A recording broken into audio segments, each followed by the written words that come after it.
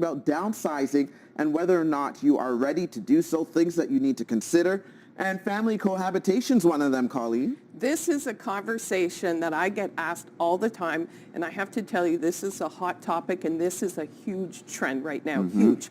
I have 3 families that I'm currently working with where downsizing is involving another family member or many family members, and they are joining together not only as a family but also their funds and being able to live together in order that it really is a win-win. So if you have grandparents, they come in and you have childcare, right? Also, to absolutely help. Also, as someone who used to have I would have loved to have the opportunity to take care of my parents rather than put them in a home. Right. Also, it's not even just a home. There are senior residences that are very, very expensive.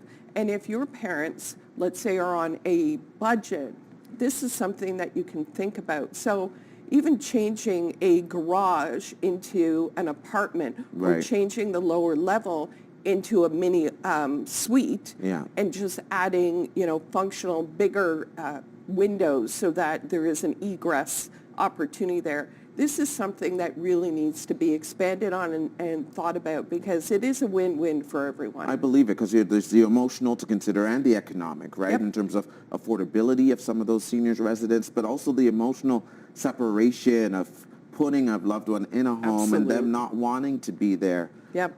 Maintenance requirements. So a lot of times, let's be honest, as we get older, we don't want to mow 2 acres of lawn, right? We don't want the garden and everything else. So how much maintenance are you willing to put in? Because let's say, for example, if you move into a condo, the windows are probably not even your issue, right? So how much maintenance are you willing to do? There are people out there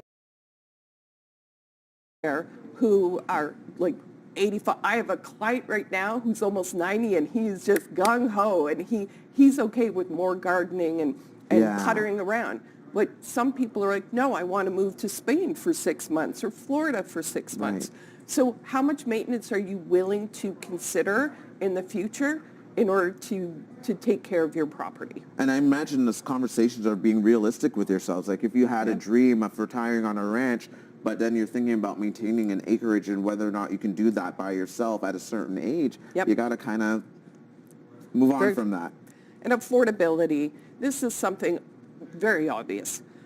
Talk to your financial advisor. What are you willing to spend per month? And are you wanting to spend more time with your grandkids, taking them to Disney? What are you willing to spend per month? Because that will affect, in the long range, what you are willing to do. And it's not just, we're living longer, we're living better lives. So you have to put that into perspective as well. Yeah, Colleen, thank you so much for this. You're very really welcome. Appreciate all of these tips.